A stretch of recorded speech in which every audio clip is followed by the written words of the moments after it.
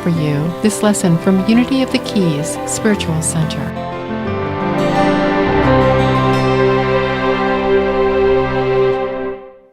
I have to test the water. I heard my sister was going to put tequila in it. It's okay, I'll be fine. Just the right amount, yes. Thank you, music team. That was wonderful, as always. And thank you, Catherine, for your lovely meditation and all the extra stuff that you did this morning. Thank you, Gary, for being able to hear me. Oh, and my thingy. Thanks, Eileen. So, Holy Child of God. I think you probably have heard me say that a few times in meditation. Well, it started many years ago. I was part of a group of about 8 of us, Unity members, that got together informally but very regularly to discuss our day-to-day lives and apply Unity principles to them. It wasn't a formal class, but we were very committed to it, and it was very life-changing. Well, one time, I remember I was complaining and thinking, well, that's never going to happen. I'm not good enough for that. I'm never going to get that. And my friend Margarita looked at me and said, but you are a holy child of God. Oh, okay. She set me straight. And she said that every now and then, and that's the first time I ever remember really saying that. So thank you, Margarita.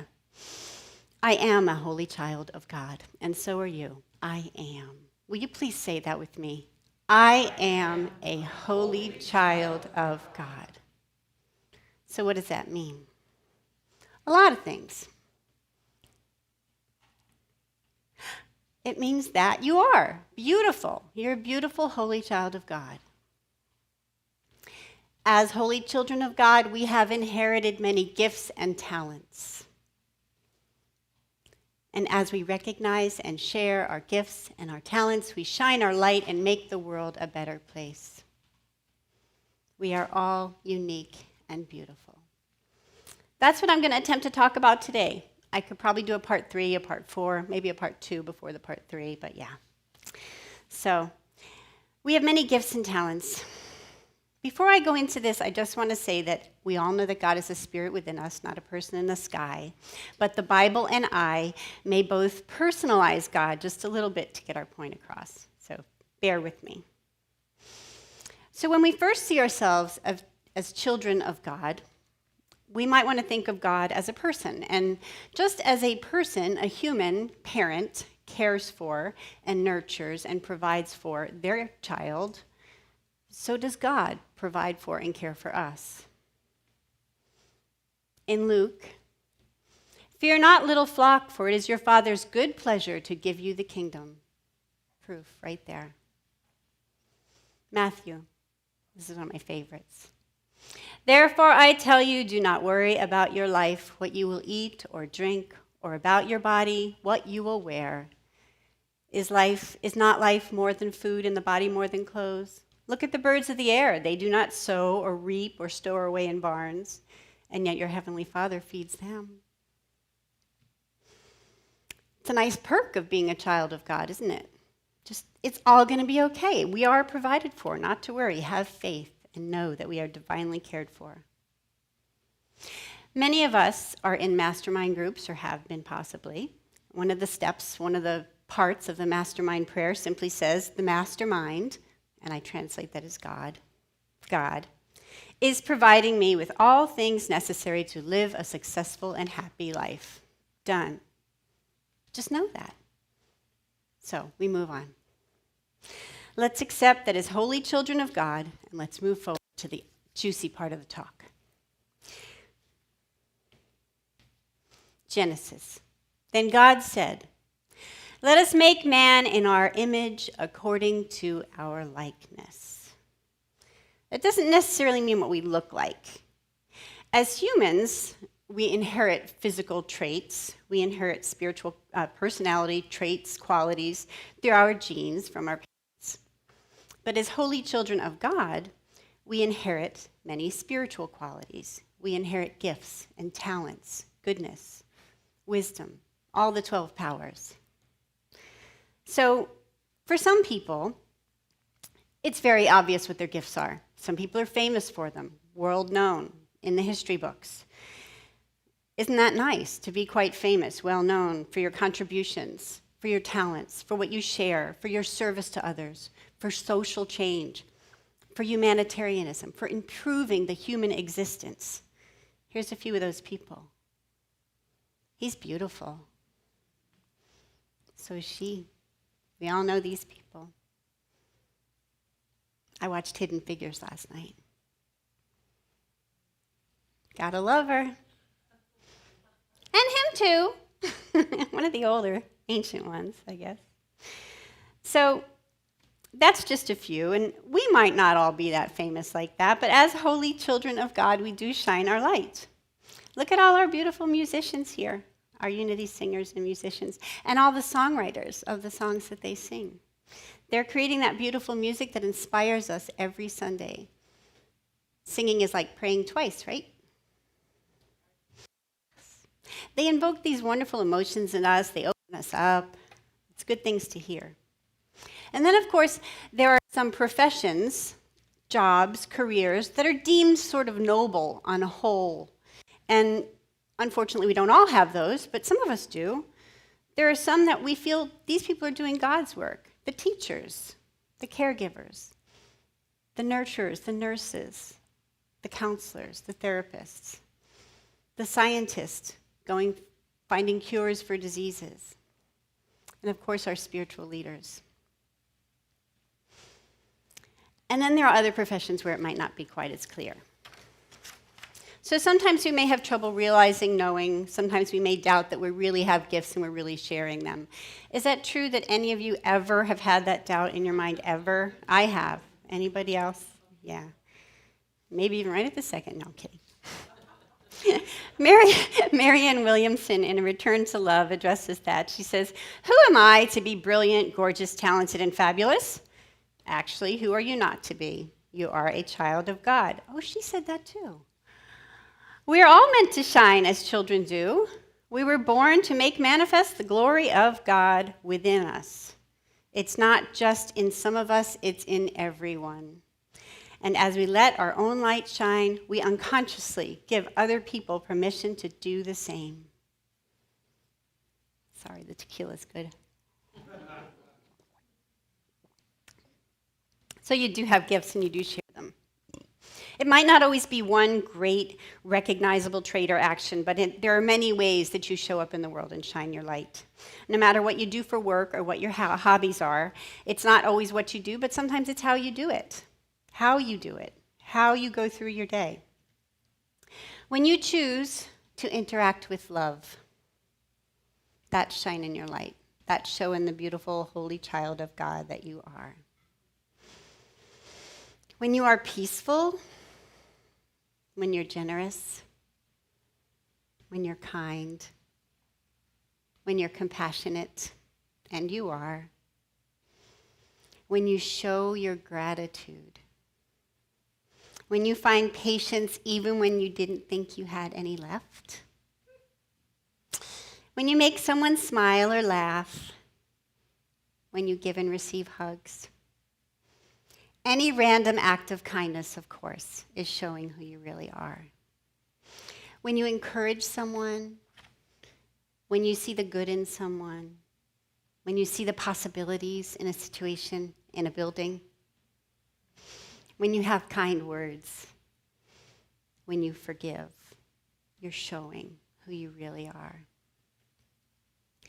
When you volunteer to help, that's really a big thing. Whether it's an organization, our church, when you help a friend, a neighbor, you're helping. That's nice, that's giving.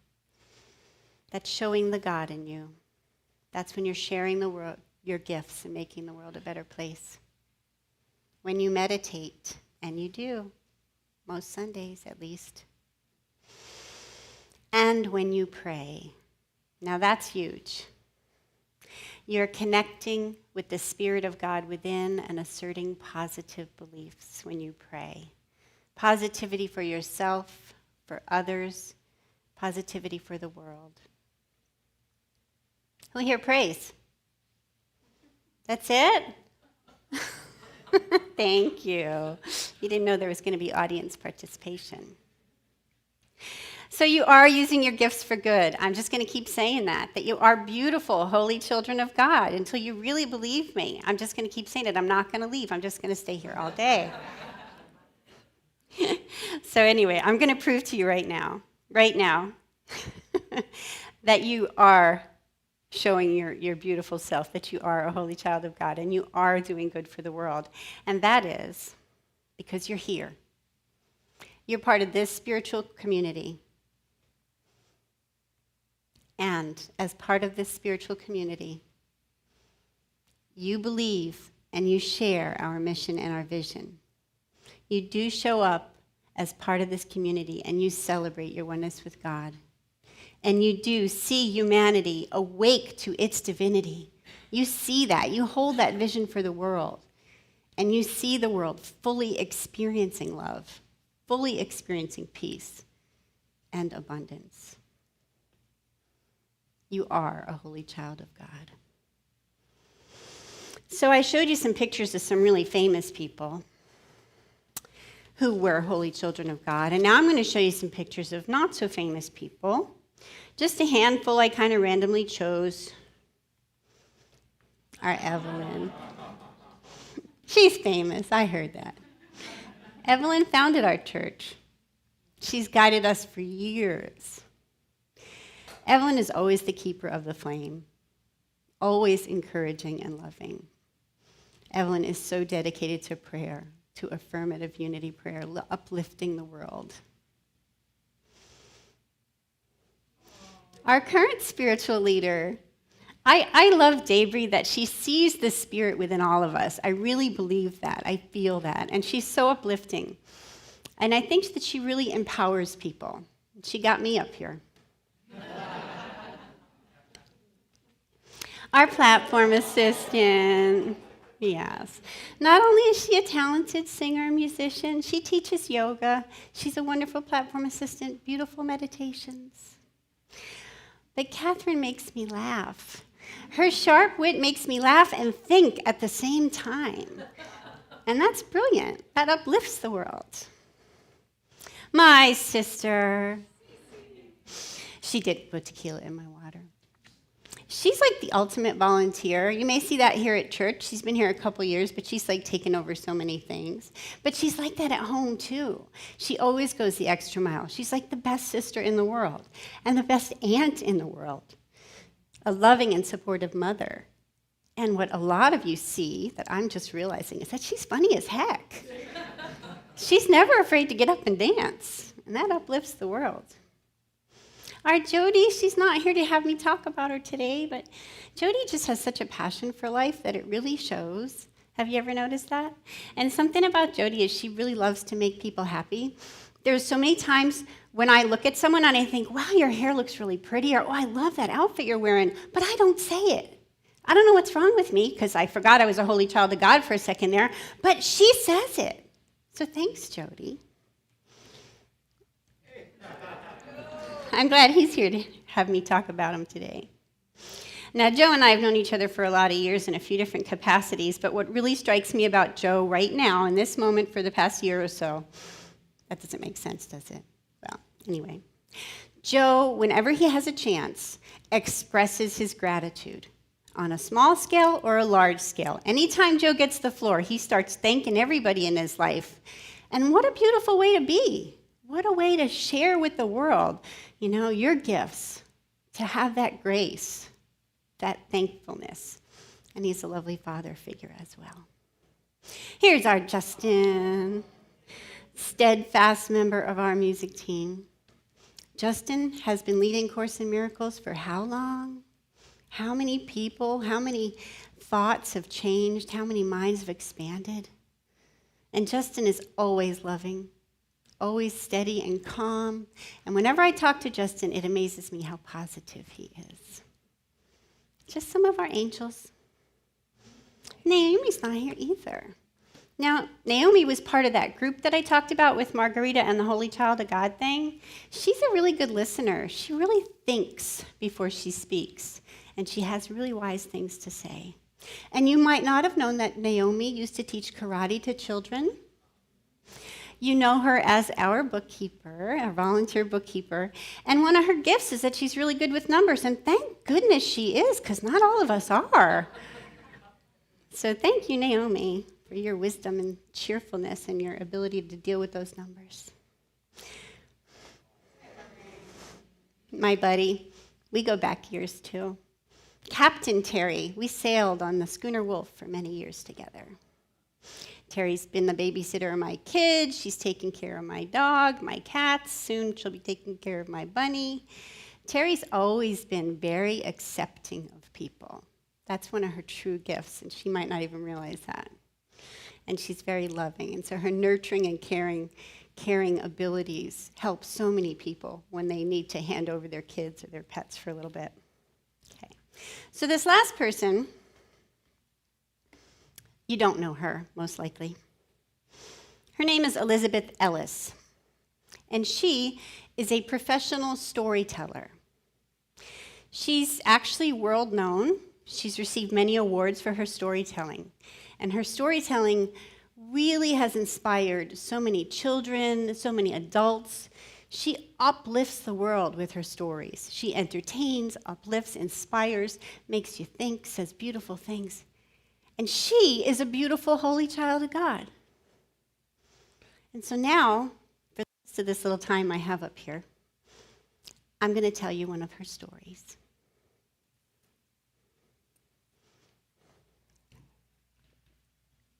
I have to get into character.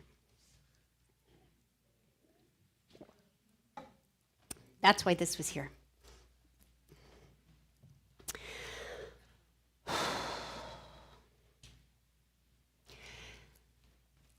So you know my name is Elizabeth Ellis. And, well, what you don't know is when I was younger, about 12 years old, I guess. That's what this story's about. When I was younger, they used to just call me Lizbeth. Lizbeth, come over here. Lizbeth. Well, it was about that time when I was about 12 years old when I first started to really look in the mirror. And let me tell you that what I saw, I was a bit underwhelmed, you could say. I think my mother was too, because she used to look at me and shake her head and say, Lizbeth, you can't make a silk purse out of a sow's ear. Well, I'd look in the mirror, and I was about as big and tall as I am now, and, well, I was just covered from head to toe in freckles. Freckles, head to toe. Well, and it was summer, and I was spending the summer at my grandfather's farm, and I had the occasion to be there with my cousins, and I had this one cousin. She was just a little bit older than me. Her name was Janet Elizabeth. And she sounded she looked a lot like her name sounded. Janet Elizabeth. She had a waist so small, man could just put their hands around it. And they did. Well, she had that waist-length, naturally curly blonde hair. But her most unforgivable sin was her flawless peaches and cream complexion. I just couldn't help but think that my life would be so much better if I had beautiful skin too.